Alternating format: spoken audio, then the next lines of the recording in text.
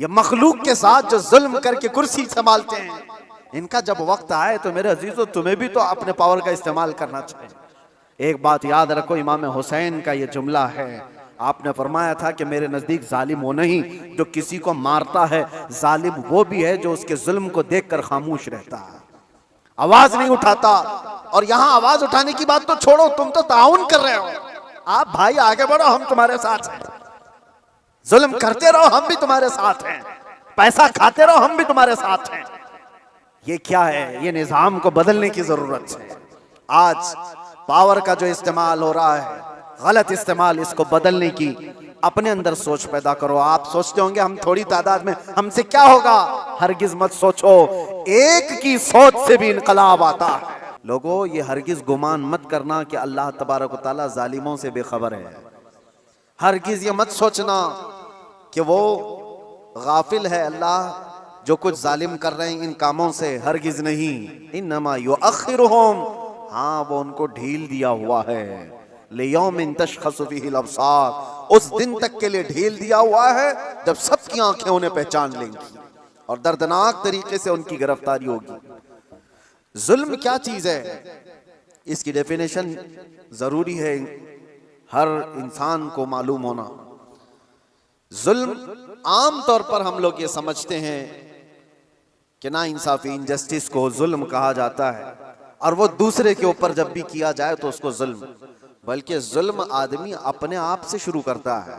कुरान पाक में कई जगहों पर अल्लाह ने ये बयान फरमाया कि वो बड़ा जालिम है जिसने अपनी जान पर जुल्म किया, दूसरों पर जुल्म बाद में होगा। तकरीबन इंसान अपने आप पर भी तो जुल्म कर रहा है, अपने आप पर जुल्म कैसा होगा? अपने आप पर जुल्म कैसे? अपने आप पर जुल्म ये है, जुल्म की तारीफ जो डेफिनेशन है वो ये है, वदअुश शै अला गैरि महल्लिही, किसी भी चीज को उसकी असली जगह से हटाकर रख देना। टोपी को अगर कोई पाँव में पहने तो उसकी जगह तो नहीं है, चप्पल को कोई सरों पर रख रहा है तो उसकी जगह तो नहीं है, ये जुल्म है। जिस चीज का जो मकाम है उसको वहां पर रखना ये इंसाफ, और उस चीज से उसे हटा देना ये जुल्म। इसको क्या कहते हैं? जुल्म। किसी भी चीज की असली हैसियत से उसको हटा देना। अब इंसान अपने आप पर जुल्म कैसे कर रहा है? अल्लाह ने तुम्हें अशरफुल मखलूकात बनाया, और अगर तुम अपने आप को जानवर की जगह रख रहे हो तो जुल्म अपने आप पे कर रहे हो। सबसे पहले तुम अपने आप पर जुल्म कर रहे हो, तुम जानवर नहीं, तुम गलाजत नहीं खाते, तुम माँ बहनों के साथ ज़िना नहीं करते, अशरफुल मखलूकात बनाए गए हो। अल्लाह ने तुम्हें अक्ल सलीम अता किया, सूझबूझ की ताकत अता किया, अच्छे बुरे में तमीज़ करने का सलीका दिया, ये सारी चीज़ें अल्लाह ने तुम्हें अता की हैं। अगर इनका इस्तेमाल ना करते हुए इंसान अपने आप को गलाजत में डालता है तो गोया कि वो जुल्म अपने आप पर कर रहा है। सबसे पहले उसने अपने आप पर जुल्म किया। जब कभी कोई गुनाहों में मुलव्विस होता है तो कुरान कहता है उसने अपने आप पर जुल्म किया है। इसीलिए तौबा के मुतालिक जब भी फरमाया गया तो यही कहा गया, जिन लोगों ने अपनी जानों पर जुल्म किया है।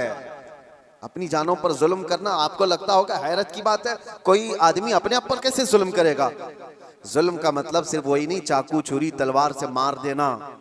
जुल्म ये है अपनी हैसियत को गिरा देना। जो मकाम अल्लाह ने तुझे दिया था वो छोड़कर तुम किसी और गलाजत में पड़ गए, ये सबसे पहला जुल्म है जो हमने अपने आप के साथ किया इंसान होने के नाते। दूसरी और एक खास सिफत अल्लाह ताला ने आपको अता किया, आप इंसान होने के साथ साथ उम्मत मोहम्मदिया है। अब स्टेटस बढ़ गया है तुम्हारा, तुम्हारी जगह बढ़ गई है जिस जगह पर अल्लाह ने तुम्हें बयान किया है।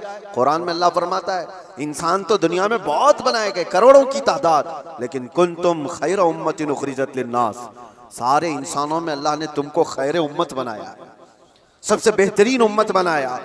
तो जो टाइटल अल्लाह ताला ने हमें दिया खैर उम्मत का, उस पर अगर तुम कायम हो तो इंसाफ कर रहे हो अपने आप के साथ, और उस टाइटल से हट करके काम कर रहे हो तो जुल्म किया अपने आप के साथ। हमने अपने आप के साथ जुल्म किया। जुल्म की शुरुआत यहाँ से होती है, फिर उसके घर में होती है, घर से जुल्म होता है, बीवी पर, बच्चों पर, उनके हुकूक को मार देना ये जुल्म है। उनके हुकूक की तलफी बहनों, भाइयों, माँ बाप, औलाद, और उसके बाद फिर ये जुल्म बढ़ता हुआ पड़ोसियों तक जाता है। पड़ोसियों के साथ जुल्म, फिर उसके बाद मुआशरे में आता है जिसमें वो जी रहा है, मोहल्ले में, और फिर जैसे जैसे उसके मकामात बढ़ते चले गए उसके साथ साथ जुल्म की शाखें भी बढ़ती चली जाती। जुल्म की हजार किस्में हैं, हजार किस्में हैं। मेरे अजीजों, एक बात याद रखो, कुरान में अल्लाह ताला ने फरमाया इन्नहु ला युहिब्बुज़ ज़ालिमीन, अल्लाह ताला जालिमों को हरगिज पसंद नहीं करता। जो हद से ज्यादा बढ़ने वाले हैं वो अल्लाह को पसंद नहीं है। लेकिन लोगों ने जुल्म का कॉन्सेप्ट ये बना करके रखा है सिर्फ मार धाड़ कत्ल करने वाला ही जालिम है। जालिम तो घर से भी शुरू हुआ है। घरों में हुकूक तलफी जिसने किया वो जालिम है। जिसने बीवी का हक मार लिया वो जालिम, जिसने माँ बाप का हक अदा नहीं किया वो जालिम, जिसने औलाद का हक अदा नहीं किया वो जालिम, जो अपने भाई बहनों का हक मार कर बैठा वो भी जालिम। ये जुल्म की कई शाखें हैं। और उसके बाद मेरे अजीजों, लोग जब अमली जिंदगी में आगे बढ़ते हैं तो जुल्म कहां कहां है मैं आपको बताऊं। जुल्म इंसान करता कब है?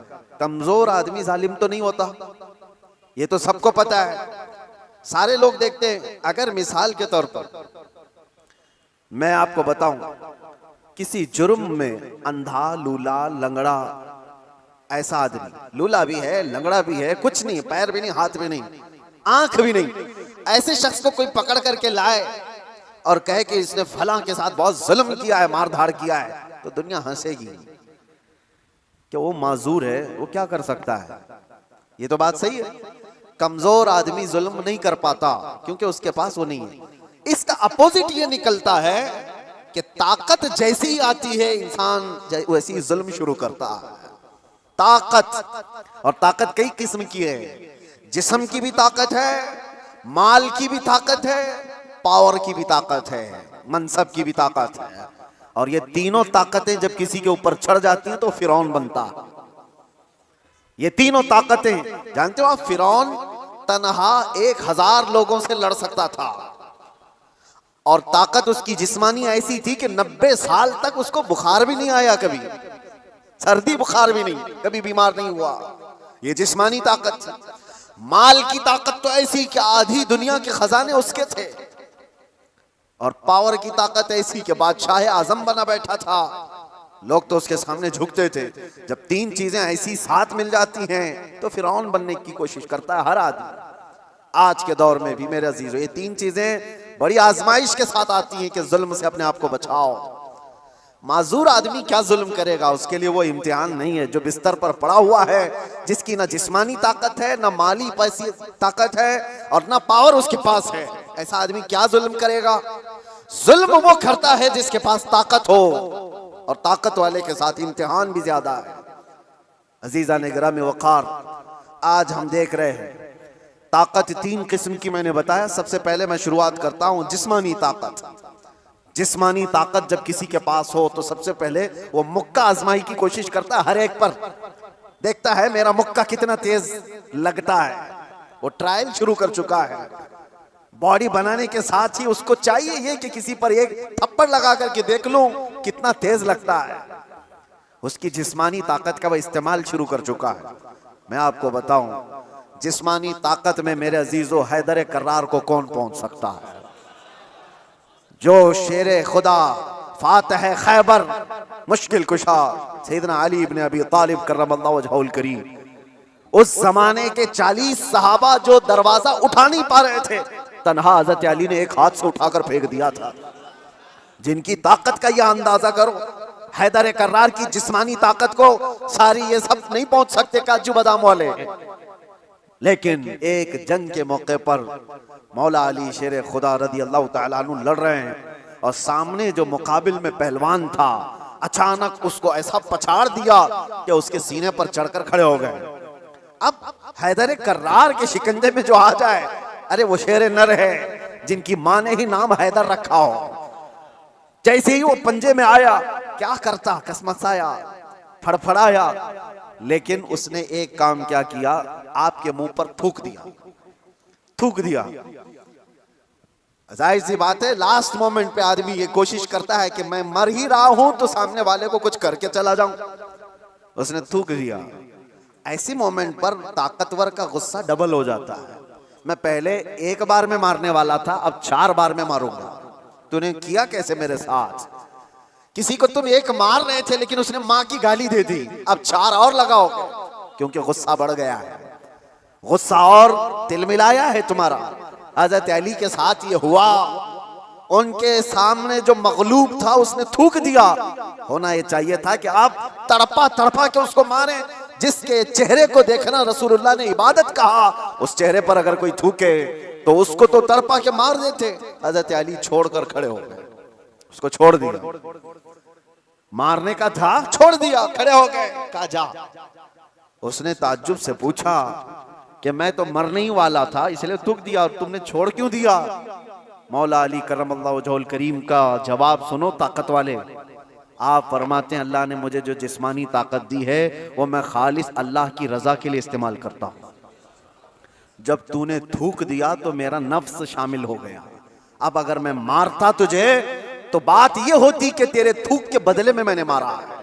मैं तुझे मुझ पर थूकने के बदले नहीं मार रहा था, तो अल्लाह और उसके रसूल का दुश्मन है इसलिए मार रहा था, और ये नफ्स शामिल हो गया इसलिए मैंने छोड़ दिया।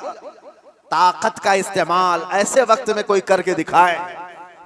मेरे अजीजों, आज तो हाल ये किसी को क्रिटिसाइज नहीं कर सकते। अभी कुत्ता बोल दो तो क्या करते हैं हम, तो जाके आए ना, इनको कहा नाम लेकर कुछ नहीं, उसके बावजूद भी एक बड़ी आजमाइश से गुजर करके आए। बर्दाश्त की ताकत नहीं है। मौला अली करमल्लाहु वजहुल करीम को उनके सामने दुश्मन मगलूब ने थूक दिया, तब छोड़ दिया आपने। कहा मैं अपने नफ्स के लिए नहीं लड़ता, अपने नफ्स के लिए नहीं। और आज जो कुछ भी पावर का इस्तेमाल है, ताकत का इस्तेमाल है, वो सिर्फ और सिर्फ नफ्स के लिए है। आज नफ्स के लिए है। ये एक मिसाल मैंने आपको बताया, जिस्म का गलत इस्तेमाल करने वाले लोग।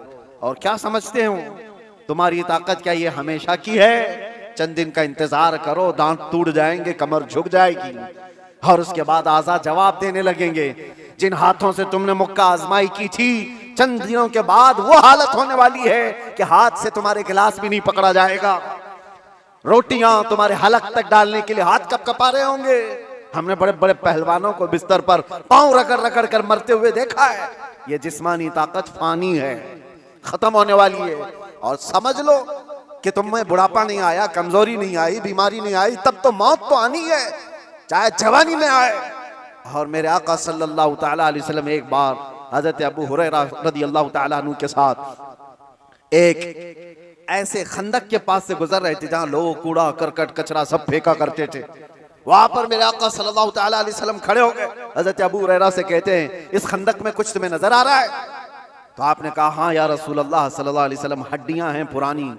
आप सल्लल्लाहु अलैहि वसल्लम ने फरमाया ये उन मरे हुए लोगों की हड्डियां हैं, उनके कपड़े हैं जो गल चुके हैं, जो अपने जमाने में ऊंची सवारियां करते थे, बड़े जिस्मों के मालिक थे। इनको ताकत और कुव्वत बहुत दी गई थी और आज ये सड़ गल गए हैं और कीड़ों की ग़िज़ा बने।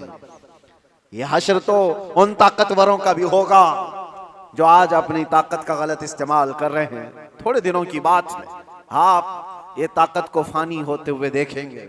इसलिए मेरे अजीजों, जब अल्लाह ताला ने जिस्मानी ताकत दिया है तो संभाल करके रखना कि हाथ उठे तो कहीं जुल्म के लिए ना उठे, जुल्म के लिए ना उठे। जिस्म का इस्तेमाल कभी अपने नफ्स के लिए ना हो। इमाम अहले सुन्नत इमाम अहमद रजा खान फाजिल बरेलवी रदी अल्लाह ताला अन्हु, कौन नहीं जानता आज, आशिकों के इमाम, बरेली के ताजदार, जिन्होंने हजारों मसाइल का हल लिख दिया अपनी जिंदगी में, 1000 से ज्यादा किताबें लिख दी।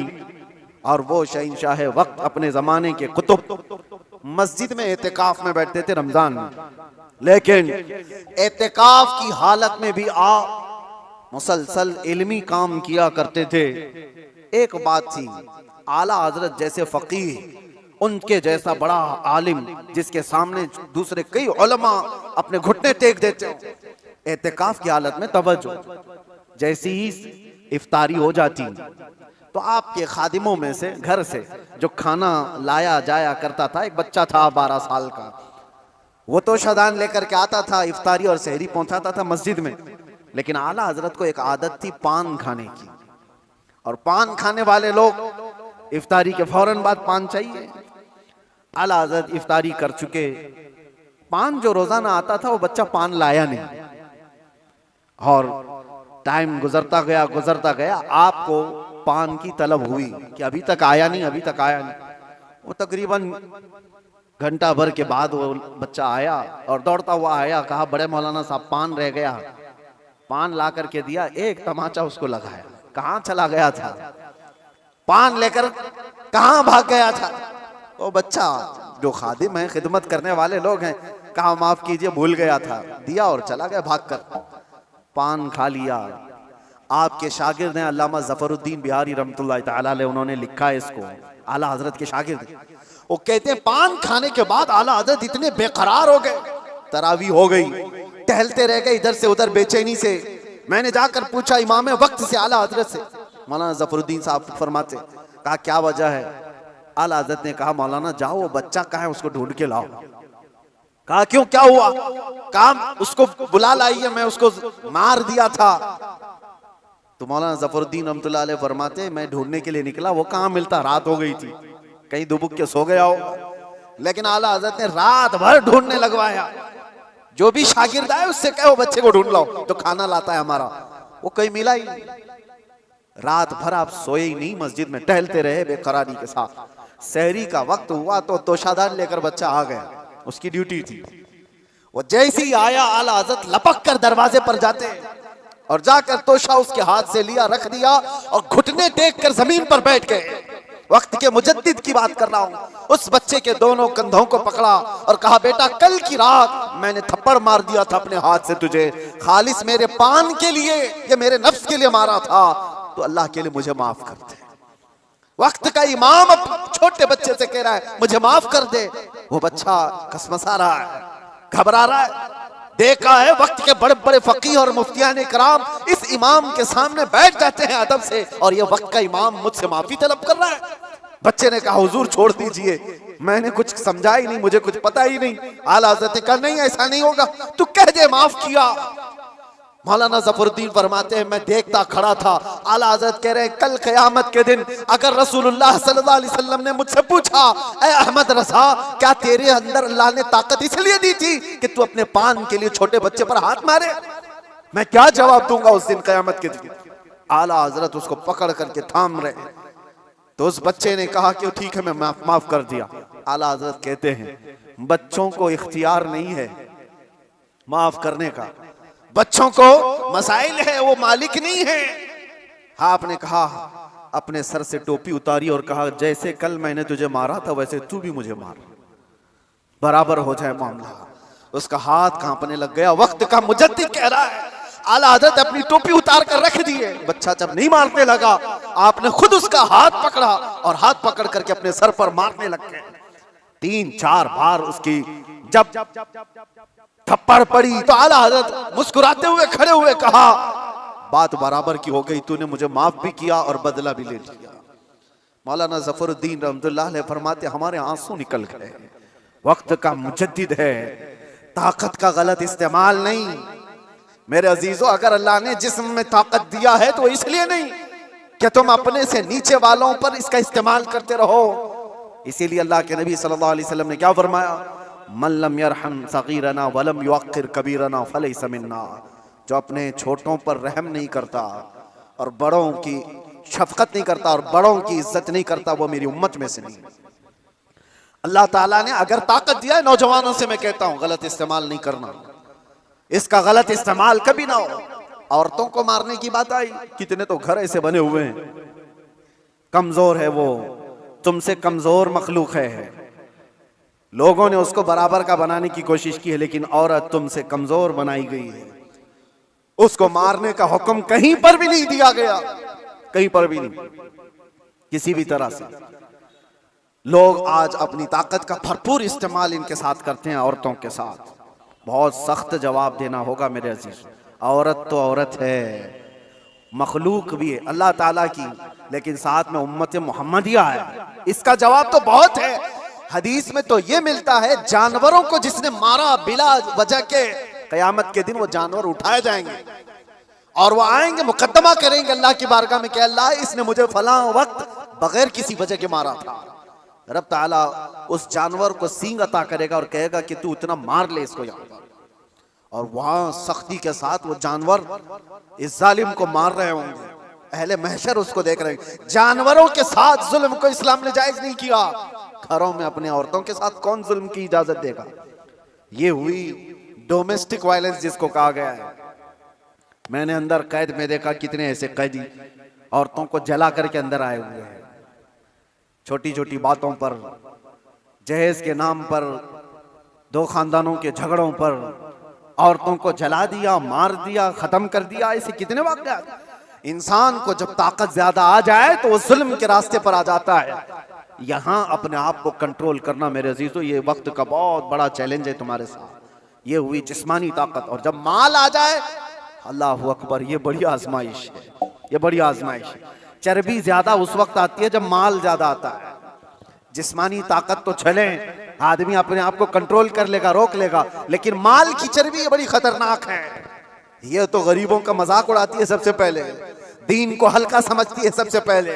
ये मौलाना लोग, ये हमारी कैटेगरी के नहीं है, या उलमा, ये तो कमतर लोग हैं, यतीम लोग हैं, लावारिस लोग हैं। मालदार सबसे पहले दीन का मजाक उड़ाने लग जाता है।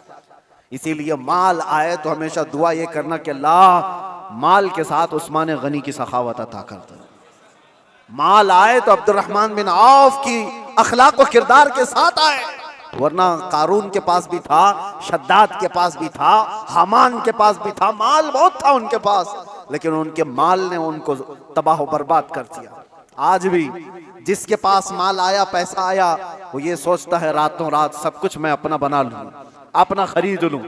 अच्छा, एक बात और भी मैं बता दूं, जिन 3 चीजों की बात मैंने कहा जो इंसान को जुल्म के रास्ते पर लाती है, पहले उसकी जिस्मानी ताकत, दूसरे दौलत, तीसरे पावर, ओहदा, ये तीनों ऐसी चीजें हैं जो परमानेंट रहने वाली है ही नहीं। परमानेंट रहने वाली तीनों में से कोई चीज नहीं है। हाँ, इतना है कि जिस्मानी ताकत को जाने में टाइम लग सकता है, थोड़े टाइम बाद जाएगी, लेकिन वो भी पक्का नहीं। किसी हादसे में गिर गया, वो सारी जिस्मानी ताकत भस्म हो जाएगी। लकवा मार गया तो बड़ा सा बड़ा पहलवान बिस्तर पर आ गया, कुछ नहीं होने वाला है। मैंने सऊदी में देखा एक बहुत हट्टे खट्टे आदमी को, कोमा में है बेचारा, अब तो गल गया, लेकिन जिस वक्त कोमा में आ गया तो सिर्फ एक अटैक कुछ हुआ, कोमा में चला गया, जिस्म पूरा गल गया, खत्म हो गया। तो जिसको अपनी जिस्म पर बहुत ताकत था वो अचानक भी जा सकता है, लेकिन नॉर्मली देखा गया है कि जाने में टाइम लगता है। जिस्मानी ताकत, माल का कोई भरोसा नहीं। लोग ये कहते इतना हमारे पास है कि 7 पुश्तें खाएंगी। हमने उस घर को भी देखा, उसका खुद बेटा 10-10 रुपए की भीख मांगता है। जिसने ये कहा था कि इतना मेरे पास है कि 7 पुश्तें खा सकती हैं, उसका सगा बेटा आज 10 रुपए मांगता है। ये माल को जाने में ज्यादा वक्त नहीं। तीसरा पावर और मनसब। जो लोग आज बैठे हुए हैं उनको लगता है कि सब कुछ हम अपनी कुर्सी से कर लेंगे। तुम्हारी कुर्सी को हिलने में देर नहीं लगता। तुम्हारा जुल्म जो है ये दीमक है जो इस कुर्सी को खाकर खत्म कर देगा। जुल्म कुर्सी पर बैठा हुआ आदमी जब करता है, माल वाला और कुर्सी वाला दोनों, ये वक्त के साथ ऐसे तेज बहते हैं कि उनको अंदाजा नहीं होता। उन्हें पता नहीं उनके जुल्म के शिकार मजलूमीन की आहें अल्लाह तक जा रही हैं। रब तबारक व तआला कुरान में फरमाता है कि अल्लाह तबारक व तआला इनके कामों से बेखबर नहीं। जो लोग पीड़ित हैं, जुल्म से निशाना बने हुए हैं, तो क्या इनको इंसाफ नहीं मिलेगा? दुनिया की अदालत इंसाफ ना दे, अल्लाह की अदालत तो है जो इंसाफ अता करे।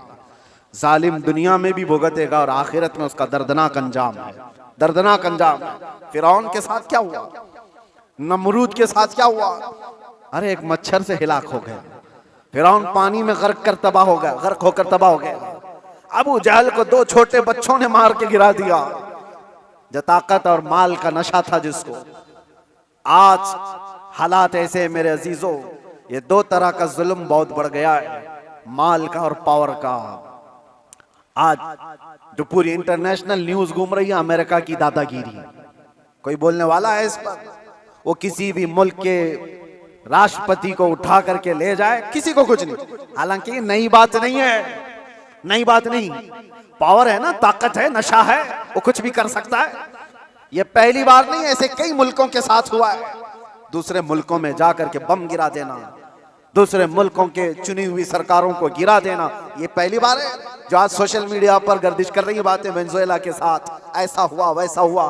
अरे खुद यहाँ हमारे मुल्क में जब मुंबई पर अटैक हुए थे, हमले हुए थे, आपको पता होगा, काफी साल पुरानी बात, ताज पर और ये वीटी में जो हमले हुए थे, उस वक्त पकड़ करके एक अजमल कसाब को तो बहुत घुमाया गया है न्यूज में, लेकिन आपको पता है एक मास्टरमाइंड और भी था डेविड नाम का, और उसको गिरफ्तार भी किया गया, लेकिन अमेरिका की फौज आकर उसको रातों रात यहां से लेकर अमेरिका चली गई, और ये कह करके कि इसका मुकदमा हम चलाएंगे। दादा है साहब, हमारे मुल्क का मुजरिम है, हमारे मुल्क में फसाद किया, लेकिन कानून उनका चलेगा। ये क्या है? ये पावर का इस्तेमाल। दुनिया यही चीज देखती है आज, जिसकी लाठी उसकी भैंस कहा जाता है। ये मुहावरा यही है, ताकत का ऐसा इस्तेमाल, और ये लोग दुनिया को इंसानियत का दर्ज दे रहे हैं। ह्यूमन राइट्स बनाए हुए बैठे हैं, इंसानों के अकदार ये सिखाएंगे हमें जो दुनिया को जुल्म से हाँकते हैं। मेरे अजीजों, एक बात याद रखो, अल्लाह के नबी सल्लल्लाहु तआला अलैहि वसल्लम ने अगर फरमाया कि जुल्म को अल्लाह पसंद नहीं करता, तो रसूलुल्लाह ने अपनी जिंदगी से करके दिखाया है। यह नहीं है कि तकरीरों में कहा है या कोई स्टेटमेंट है। यह दुनिया के यूएनए का एक स्टेटमेंट होगा, अमेरिका का, यूरोप का स्टेटमेंट होगा कि ह्यूमन राइट्स के खिलाफ कोई भी कुछ करेगा तो हम उसको पकड़ेंगे, मारेंगे। जुल्म के खिलाफ हम बोलेंगे, हम पीस चाहते हैं। ये सब ढकोसले हैं, जुमलेबाजियां हैं, लेकिन सब उनके खुद के अमल की बात आए तो कोई इसमें खरा नहीं है, कोई पक्का नहीं है।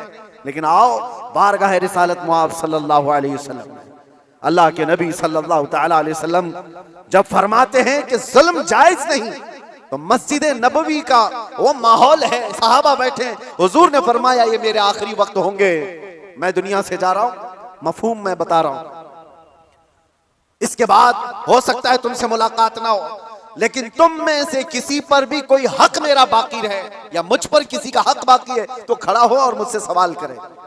हुजूर ने फरमाया, और एक साहबी खड़े हो गए, कहा या रसूलुल्लाह आप पर मेरा एक हक है। कहा क्या है? फला जंग में जब जा रहे थे, आप सफ़ें सीधी कर रहे थे, मैं थोड़ा बाहर आ गया था, आपने छड़ी से मुझे मार दिया था, मैं बदला लेना चाहता हूं, आप पर मेरा हक है। तो रसूल करीम सल्लल्लाहु तआला अलैहि वसल्लम ये नहीं फरमाया इस्लाम का बादशाह जो इस्लामी सल्तनत को एस्टेब्लिश कर रहा हो कि तुम बादशाह जो पूरे कायनात में फैलने वाला दीन है उसके मुक्तदा और उसके आका से बदला लेने की बात कर रहे हो। नहीं फरमाया, हुजूर ने फरमाया उठो आओ। हजरत उमर तलवार निकाल लिए थे, कहा कौन है जो रसूलुल्लाह से बदला लेगा? हुजूर ने फरमाया उमर तलवार नीची करो, या अदालत की महफिल है, यह इस्लाम है, यह अल्लाह तबारक व तआला की मंशा के मुताबिक चलेगा, ना कि पावर के मुताबिक।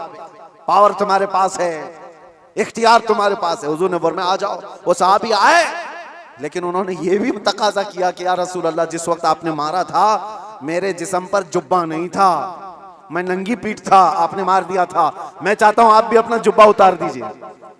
हुजूर पाक सल्लल्लाहु अलैहि वसल्लम ने उस वक्त अपना जुब्बा उतार दिया बगैर कुछ कहे। उस सहाबी ने बढ़कर मेरे आका की मोहरे नबूवत का बोसा ले लिया। दोनों कंधों के बीच हुजूर के एक ऐसी मोहरे नबूवत थी जो सूरत से ज्यादा चमकती थी। ये निशानी थी मेरे आका के खातमुन नबीन की, खत्मे नबूवत की मोहर। उस सहाबी ने बोसा ले लिया और कहा बदला हो गया मेरा ये। लेकिन अल्लाह के नबी सल्लल्लाहु अलैहि वसल्लम ने अपने आप को पेश तो किया है, कोई किसी के सामने ये गट्स तो बताए कोई। अरे आज का कोई भी नेता खड़ा होकर के कह दे किसी पर कोई हक बाकी है तो पूरे घर निकल आएंगे। हाँ, सबका तो खा के बैठा हुआ है छोटी छोटी चीजों के लिए। अब तो देखें लोग फिर भी संभलते नहीं है। मुझे हैरत इस बात की होती है, ये जो अभी इलेक्शन आ रहे हैं सारे नेता तो बाहर निकले होंगे, सब तुम्हारे पास अपनी अपनी कहानियां लेकर, लेकिन इनके पिछले जुल्म तो याद नहीं है, लोगों को भूल जाते हैं। अरे पानी के लिए लोगों से रिश्वत, घर के लिए रिश्वत, हर चीज के लिए ये मखलूक के साथ जो जुल्म करके कुर्सी संभालते हैं, इनका जब वक्त आए तो मेरे अजीजों तुम्हें भी तो अपने पावर का इस्तेमाल करना चाहिए। एक बात याद रखो, इमाम हुसैन का ये जुमला है, आपने फरमाया था कि मेरे नजदीक जालिम वो नहीं जो किसी को मारता है, जालिम वो भी है जो उसके जुल्म को देखकर खामोश रहता है, आवाज नहीं उठाता, और यहां आवाज उठाने की बात तो छोड़ो, तुम तो ताउन कर रहे हो। आप भाई आगे बढ़ो, हम तुम्हारे साथ हैं। जुल्म करते रहो, हम भी तुम्हारे साथ हैं। पैसा खाते रहो, हम भी तुम्हारे साथ हैं। ये क्या है? ये निजाम को बदलने की जरूरत है। आज पावर का जो इस्तेमाल हो रहा है, गलत इस्तेमाल, इसको बदलने की अपने अंदर सोच पैदा करो। आप सोचते होंगे हम थोड़ी तादाद में, हमसे क्या होगा? हरगिज मत सोचो। एक की सोच से भी इनकलाब आता है, एक की सोच से भी इनकलाब आता है। बढ़ना तुम्हारा काम है। तुम क्यों सोचते हो कि पूरी दुनिया मेरे साथ खड़ा होना चाहिए? नहीं। सरकार मुजाहिद मिल्लत रहमतुल्लाह तआला अलैह बहुत दिल के अंदर मलाल लेकर के चलते थे। उम्मत के हालात ऐसे, मैं उनको पढ़ा तो मैं भी कई मर्तबा ऐसा, जिसको कहते हैं ना डिसअपॉइंट हो जाना, हालात को देख रहे हैं कोई आता ही नहीं, क्या फायदा का हम चिल्लाते रह जाएं, लोग आपस में इख्तिलाफ करके छोड़ के चले जाएं। हुजूर मुजाहिद मिल्लत रहमतुल्लाह तआला अलैह एक बार लोगों को बुलाए थे कि दिल्ली आओ, लेकिन उनकी जितनी तादाद उनको मकसूद थी नहीं आए, तो बहुत ज्यादा नर्वस हो गए।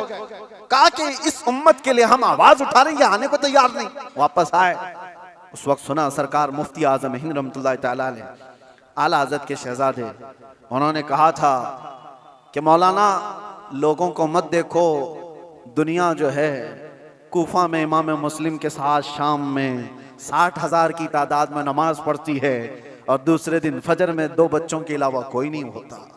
आप इनके बेस पर ना आओ, आप अल्लाह के भरोसे पर जाओ। इसलिए कि गरीब नवाज पहले से हिंदुस्तान में माहौल बना के नहीं आए थे, अल्लाह के भरोसे आए थे, अल्लाह ने माहौल बना दिया। एक आया था लेकिन लाखों को इस्लाम का नूर देकर गया। एक से भी होता है इनकलाब। आप क्यों सोचते हो कि मेरे चाहने से कुछ नहीं होगा?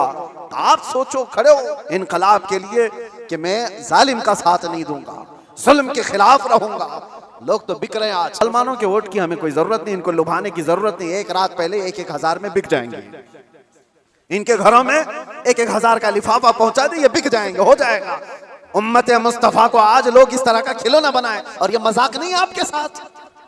आप उसके बावजूद भी ये कहते भाई आगे बढ़ो, हम तुम्हारे साथ हैं।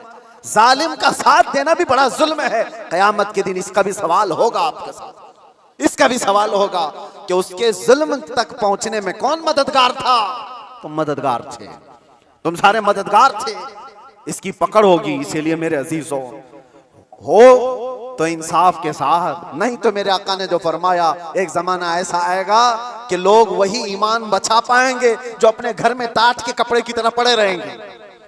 वही लोग अपना ईमान बचा पाएंगे। आज वो हालात हमें दिख रहे हैं, कहां जाएं? खुदा बंदा ये तेरे सादा दिल बंदे किधर जाएं कि दुर्वेशी भी अय्यारी है, सुल्तानी भी मक्कारी है। आज वो हालात आ गए हैं। अजीजा ने गिरामी वक़ार, खुलासा कलाम मेरा ये है, अल्लाह ताला ने जुल्म को सख्त नापसंद फरमाया, जुल्म को सख्त नापसंद फरमाया। आज जो पूरी दुनिया पावर का और माल का जुल्म कर रही है, ये हमारे लिए नया नहीं है, लेकिन हम जूझ रहे हैं। इंतजार करो, हर जुल्म के बाद अल्लाह तबारक व तआला एक नई सुबह तुलू फरमाता है। जालिमों का वक्त जाएगा, उसको जाना है। कुरान कहता है वकुल जाअल हक व ज़हक़ल बातिल। आप फरमाते हैं महबूब, हक आया और बातिल मिट गया। इन्नल बातिल कान ज़हूक़ा, और बातिल को तो मिटना ही है, मिटना ही है। जालिम को तो जाना ही है। वक्त आएगा हर एक का। इसीलिए मैंने वो जुमला कहा था जिसकी वजह से मुझे बड़ी सख्त सजा हो गई, कुछ देर की खामोशी है। इसीलिए कहा था कुछ देर की खामोशी है। ये जुल्म जितना भी होगा, अंधेरा हमेशा नहीं रहता, सुबह रोशन होगी। चांद को गहन हमेशा नहीं लगता, छट जाता है फिर वो चमकता है। ये उम्मत मोहम्मदिया है, आज खिजा रसीदा है, हालात खराब हुए हैं, लेकिन ये हमेशा के नहीं है। ये हालात छटेंगे और उम्मत मोहम्मदिया का वकार वापस आएगा। और हमारा काम क्या है? उम्मत को जगाना, बेदार करना, तुम्हारी तो हैसियत और तुम्हारी अपनी वैल्यू बताना कि तुम वो नहीं हो जिस तरह की जिंदगी गुजार रहे हो। 100 साल पहले इकबाल ने बहुत प्यारा शेर कहा था, बहुत प्यारा, हमें झिझोड़ते हुए कहा था कि उम्मत मोहम्मदिया को मुखातब करते हुए इकबाल ने कहा था कि पहाड़ बसेरा कर पहाड़ों की चट्टानों में, तू शाहीन है बसेरा कर पहाड़ों की चट्टानों में, नहीं तेरा नशीमन कसरे सुल्तानी के गुंबद पर। मतलब समझते हो? उर्दू है, नहीं तेरा नशीमन कसरे सुल्तानी के गुंबद पर, कसरे सुल्तानी बादशाह के महल का गुंबद कितना ऊंचा हो सकता है? ज्यादा से ज्यादा कितना फीट ऊंचा होगा? 200 फीट ऊंचा कर दिया होगा, 400 फीट ऊंचा होगा। लेकिन इकबाल कहता है वो गुंबद की ऊंचाई ये तेरी मंजिल नहीं है। एक परिंदा है शाहीन, जानते हो, जो सबसे ऊंचा उड़ता है, और इतना ऊंचा उड़ता है कि उसको कौवे भी नहीं देख सकते, कौवे भी नहीं देख पाते उसको। शाहीन इतना ऊंचा उड़ता है। और इकबाल इसको उम्मत मोहम्मदिया को कहता है, नहीं तेरा नशीमन कसरे सुल्तानी के गुंबद पर, तेरी ऊंचाई इतनी नहीं है, यहां बैठने की नहीं है, तू शाहीन है, बसेरा कर पहाड़ों की चट्टानों, तुम बुलंदी के लिए बनाए गए हो। ये क्या है? ये जो छोटी मोटी चीजें इसके लिए नहीं। अब आखिरी मेरा पैगाम ये है कि जुल्म ये भी है कि रिश्वत लेना, रिश्वत देना। अल्लाह के नबी सल्लल्लाहु अलैहि वसल्लम ने फरमाया, अर्राशी वल मुर्तशी किलाहुमा फिन्नार, रिश्वत लेने वाला, रिश्वत देने वाला दोनों जहन्नम में जाएंगे।